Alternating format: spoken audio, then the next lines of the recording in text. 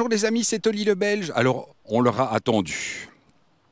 Mais on a eu l'immense chance aujourd'hui d'avoir l'occasion de découvrir non pas une première belge, mais deux premières belges, puisque nous avons l'occasion de découvrir sur roue la toute nouvelle gamme GSA. Vous avez déjà deux exemplaires. Alors malheureusement, pour moi, la plus belle, si vous avez un peu suivi nos péripéties de la journée, vous l'avez découverte. Il y a la verte avec les jantes dorées. C'était déjà une couleur que j'adorais sur la GS 1300. Et sur la GSA, enfin la GS 1300 Adventure, c'est encore plus beau parce qu'ils ont sorti une verte mate avec les jantes dorées. C'est de toute beauté. Alors donc vous avez déjà donc deux exemplaires ici et on va s'attarder principalement sur celui-là qui est la triple black. Donc vraiment, et j'attendais avec impatience de découvrir cette GSA en vrai parce que c'est vrai que les photos, toutes les premières photos ont été vraiment prises de face, avec la plupart du temps, en plus, les petits sacs optionnels que vous pouvez rajouter ici, donc qui élargissent encore la moto. On va faire bêtement, Bijou va garder la GoPro dans les mains, je vais monter sur cette GS. Et si Bijou se met face à la moto, vous allez voir à quel point j'ai l'air mince pour une fois. Tellement cette moto est immense. Alors évidemment, gros avantage, c'est bien entendu la protection. Ce grand pare-brise, ce large réservoir de 30 litres qui peut vous promettre des étapes de plus de 600 km, largement 600 km. Et donc pas mal d'évolutions, mais aujourd'hui, on a eu la chance de la découvrir, mais on n'a pas encore la chance de pouvoir rouler. Donc on va pouvoir rouler avec la GSA normalement en décembre. Donc on va une fois de plus faire des essais de fin de saison, mais c'est toujours avec un grand plaisir. Bon, vous avez déjà vu passer pas mal de ces équipements. Évidemment, vous le voyez, hein, les protèges moteurs. Donc protèges moteurs qui sont surmontés d'un petit truc ici. Pourquoi? Parce que ça évite à la moto, si vous tombez à basse vitesse, de vraiment toucher le sol. Donc vous n'allez même pas griffer ce superbe réservoir en aluminium. En parlant d'aluminium, pour le poids, dites-vous bien qu'ils ont réussi par rapport à l'ancienne GSA 1250. Si vous prenez le même niveau d'option, le même niveau, eh bien vous avez 1 kg d'écart. 1 kg d'écart par rapport à l'ancienne GS. Mais si vous prenez avec toutes les options, vous avez 7 kg d'écart. Donc elle est 7 kg moins lourde que l'ancienne GSA à équipement équivalent. Il y a vraiment de grosses nouveautés au niveau des équipements. Donc effectivement, vous avez l'occasion d'avoir la boîte ASA. Donc c'est une boîte à embrayage automatique. Donc il n'y a plus d'embrayage. Donc vous allez... alors il y a énormément de sécurité, puisqu'on vient d'aller la tester sur la GS normale, sur la GS 1300 ASA. On vient d'aller tester. En conduite, donc c'est une boîte 7. 7 rapports, en conduite normale, vous allez rouler en road. Et en road, comme à l'instar des DCT par exemple chez Honda, la boîte va passer directement en 7e à partir de 60 km/h. Et vous allez l'entendre dans l'embarqué que Bijou va s'amuser à monter, le malheureux. Vous allez entendre que la moto passe directement en 7e et vous roulez vraiment à super bas régime. Par contre, si vous la mettez en dynamique, là vous allez vraiment pouvoir, elle va monter, elle va passer en 7e à partir de 100-110 km/h.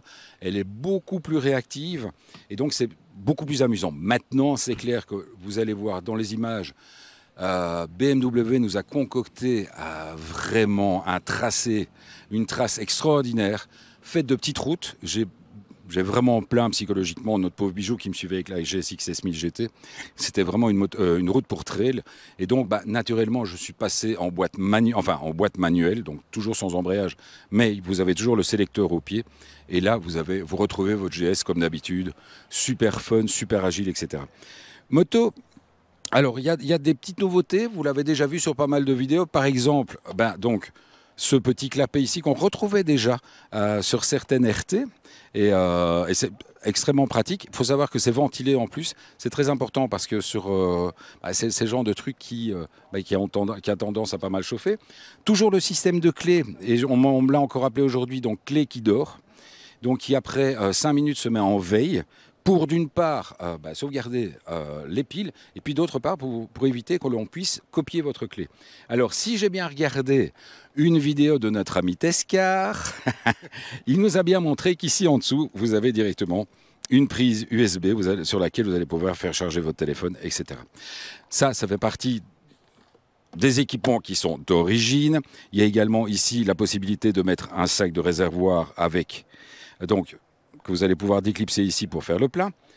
C'est certain qu'avec une moto qui a 30 litres de réservoir, vous n'allez pas faire le plein très souvent, mais malgré tout.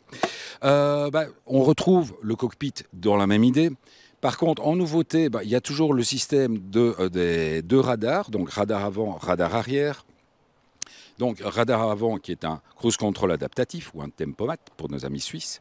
Et le radar arrière, donc nouveauté, c'est que d'une part, ce radar arrière sert à voir les angles morts, et c'est vraiment quelque chose qui fonctionne très bien, donc, qui sont donc les petits triangles, je ne sais pas si tu vas réussir à les voir, Bijou, juste là, c'est les petits triangles qui vous disent s'il y a quelqu'un qui est dans votre angle mort, mais surtout maintenant, eh bien, le radar arrière fonctionne un peu comme le cruise control adaptatif, c'est-à-dire que si une voiture arrive trop rapidement derrière vous, eh bien, de lui-même, en fait, il va faire clignoter les feux pour que la voiture se rende compte qu'elle va trop vite par rapport à vous. Voilà le genre d'équipement, il va peut-être vous servir qu'une fois dans votre vie, mais vous serez bien content de l'avoir, parce que c'est hyper important. Pour le reste, on a bien entendu une kyrielle. Hein. Vous avez les sièges chauffants, enfin les sièges chauffants, la selle chauffante, les poignées chauffantes. Bon, ça fait partie des équipements que vous allez retrouver comme d'habitude sur pas mal de BMW. Alors j'ai posé la question. A priori, je suis la seule andouille à avoir posé la question. Il y a également le kit enduro. Vous pouvez également acheter le kit enduro avec CGS. Le kit enduro, entre autres, ce qui est important, c'est qu'en fait, ils retirent les clignotants qui sont sur les protège-mains et ils les mettent ici, juste au-dessus du tableau de bord, ce qui évite en cas de chute de casser les clignotants. Moi, j'ai toujours trouvé que ça avait beaucoup d'importance pour celui qui veut sortir en off-road de pouvoir avoir ce style d'équipement. Autre chose, il y a toute une nouvelle gamme de bagagerie. Bagagerie alu avec toujours le fameux système Tupperware. J'adore dire le système Tupperware. Je paye chaque fois une partie des royalties à ma voisine qui m'a lâché ça. Donc ce sont les fameuses valises extensibles. Donc vous allez pouvoir gérer la taille de vos valises. C'est extrêmement pratique puisque en journalier, vous allez avoir tendance à rouler avec les valises plates où vous allez mettre votre PC, etc. Et puis lorsque vous partez en vacances, vous pouvez partir avec les grandes valises avec une plus grosse contenance, mais évidemment, vous y perdez au niveau de la finesse de la moto. Ici, dans le cas de la GS Adventure, je ne suis pas certain que ça ait beaucoup, je ne vais pas dire beaucoup d'importance, mais c'est vrai que la moto en elle-même est déjà tellement massive qu'on n'est plus trop à ça près. Alors, je descends de la bête. Au point de vue des valises aussi, on nous a expliqué ce matin, vous avez vu vraiment, ça avait une gueule extraordinaire cette présentation. Donc ils ont fait effectivement, on peut le voir, il doit y avoir une GS dans le coin, je vous le montrerai par après. Donc bien entendu, vous avez vu, hein, ils ont fait des attaches beaucoup plus costaudes parce que c'est une moto qui est vraiment prévue pour aller rouler en off-road. Donc au lieu d'avoir deux simples attaches, c'est des doubles attaches qui vont permettre de maintenir les valises en place. Alors donc, par contre, on a perdu les sorties électriques pour deux raisons. Enfin, la première raison étant simplement une question, si vous allez rouler en off-road, vaut mieux éviter tout ce qui peut mettre votre moto en panne. Donc, vous allez avoir dans la valise de droite quand même la possibilité d'avoir de la lumière. Enfin, vous allez avoir une petite lampe. Mais ce ne sont plus des valises avec une fermeture centralisée. Comme sur la GS. Sur la GS, vous avez les trois valises avec une fermeture centralisée. Pourquoi? Parce que vous avez ce petit clapet qui se trouve juste ici, qui est un contacteur, vous le voyez, qui est le contacteur et qui permet, par contre, dans le top case, d'avoir une sortie USB, d'avoir de la lumière, etc. Et là, vous allez quand même, malgré tout, avoir lorsque vous allez fermer la moto, le top case sera fermé. Par contre, les valises latérales, elles restent ouvertes. Il faut les fermer à clé. Voilà. C'est peut-être un détail pour vous, mais pour moi, ça veut dire beaucoup. Non, mais je rigole. C'est surtout, ça fait partie des choses qu'ils ont fait évoluer. Il y a la possibilité d'avoir plusieurs types de selles. Donc, il faut savoir que cette moto, si vous prenez la selle basse, la suspension adaptative, eh bien, elle est 1 cm plus bas qu'une GS normale. C'est quand même assez fou de se dire que la GSA est plus basse que la GS 1300 si vous prenez la selle basse avec la suspension qui va également s'écraser. Et donc, justement, on va passer. Donc ici, on a la selle de la triple black qui est une double selle confort assez large, très très belle assise aussi pour le passager. Alors on va passer parce que on a quand même la chance d'avoir les trois, donc on va quand même pas. Ici, on a un petit peu, qu'est-ce que je raconte? On a la GS un peu plus trophy, enfin pas un peu plus, c'est la GS trophy avec une selle plate qui en fait vous permet d'une part, c'est beaucoup plus serré ici, donc c'est une moto qui est plus faite pour rouler debout, puisque vous avez une selle plus fine à ce niveau-là, qui va être évidemment un tout petit peu moins confortable. Et vous avez surtout ici une seconde selle passager qui est plus, je ne vais pas dire décorative, parce que ça reste un petit peu confortable, mais ce n'est pas très confortable. Et là, vous allez pouvoir la retirer et pouvoir mettre en fait un autre top case ou un sac, etc. Alors, je me rends compte qu'une fois de plus, oui, tout à fait, oui, tout à fait, avec les trois niveaux, c'est vrai. Bien vu, l'ami. Donc, effectivement, vous le voyez avec les trois niveaux de hauteur de guidon que vous allez pouvoir gérer en fonction. Bon, alors, vous n'allez pas gérer ça pendant les voyages, parce qu'il faut démonter tout le guidon. Mais, effectivement, vous allez pouvoir remonter, redescendre le guidon en fonction de l'utilisation que vous allez faire. Alors, je me rends compte qu'effectivement, je ne vous ai pas tout à fait raconté des bêtises pour les valises, mais c'est le contraire. Donc c'est la valise de gauche qui est électrique, puisqu'il y a effectivement aussi une sortie électrique pour la valise de gauche, qui est juste ici. Et c'est la valise de droite qui ne l'est pas. Excuse-moi Bijou, tu avais raison. Mais tu avais raison.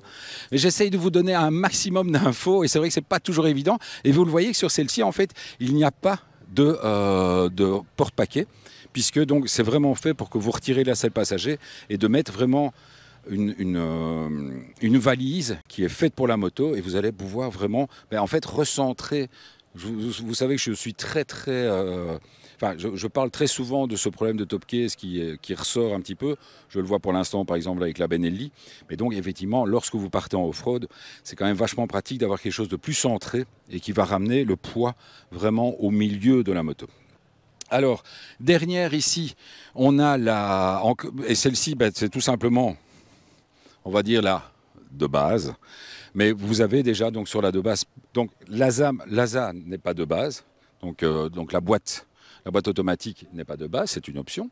La suspension, c'est également sur ce modèle-ci, le modèle d'entrée de gamme est également une option, mais vraiment, je trouve que BMW, étonnamment, et j'en ai discuté aujourd'hui avec eux, parce que j'ai trouvé que les premières images de la GSA étaient particulières. Je n'ai pas compris, mais en fait, c'est The Rock. Donc, ils ont voulu vraiment amener ce côté massif de la GSA, enfin de la GS Adventure, et ils n'ont pas voulu rentrer dans le concept de la finesse. Et c'est réussi parce que, effectivement, il n'y a rien à faire. De face, ça reste énorme. Donc, ouais, vous avez également, par exemple, ces petits feux additionnels qui sont vraiment top, qui servent également de feux de virage. Sur la GS Trophy, sur la GSA Trophy, vous allez avoir les petites protections au cas où, etc. Évidemment, une montre pneumatique différente. Mais vraiment aujourd'hui, Bijou est super rapide, puisque donc effectivement, sur la GS Trophy, vous avez directement les clignotants qui sont dans le tableau de bord et non plus sur les protège-mains. Alors j'imagine que j'ai déjà parlé pendant des heures et des heures, mais c'est toujours un tel plaisir. Encore merci à BMW de nous inviter à ce genre d'événement qui est vraiment topissime. C'est toujours super bien organisé. On est reçus comme des rois. C'est un vrai plaisir. On a eu l'occasion d'aller tester donc la GS 1300 avec la boîte ASA et très rapidement cette nouvelle Trophy. On l'attend, cette nouvelle Adventure Trophy d'ailleurs, on peut dire les deux. Mais cette nouvelle aventure qu'on attend avec impatience. Et vraiment, une fois de plus, je me suis rappelé à quel point il est important de ne pas toujours se focaliser sur les photos. De temps en temps, lorsque l'on découvre la moto sur pneu, le sentiment est différent. Allez, je vous embrasse. Continuez à vous abonner. On est toujours dans le concept des 20 000 abonnés pour la fin de saison. Donc les gars, soyez vifs. On va y arriver. Et puis n'oubliez pas, donc le jeudi, les lives. sauf la semaine prochaine parce qu'on sera en Suisse, mais comme vous n'allez pas voir cette vidéo tout de suite. Mais donc voilà, on va se retrouver très bientôt et encore merci, merci, merci de nous suivre, ça nous fait super plaisir et c'est grâce à vous qu'on a l'occasion de se retrouver à des événements comme aujourd'hui parce qu'on était 6 journalistes. Donc 6 journalistes pour le Benelux, donc pour le Luxembourg, la Belgique et la Hollande et je fais partie des 6 journalistes. Alors merci, ça c'est aussi grâce à vous. Ciao les amis! Le gros pouce de bijoux. Ciao.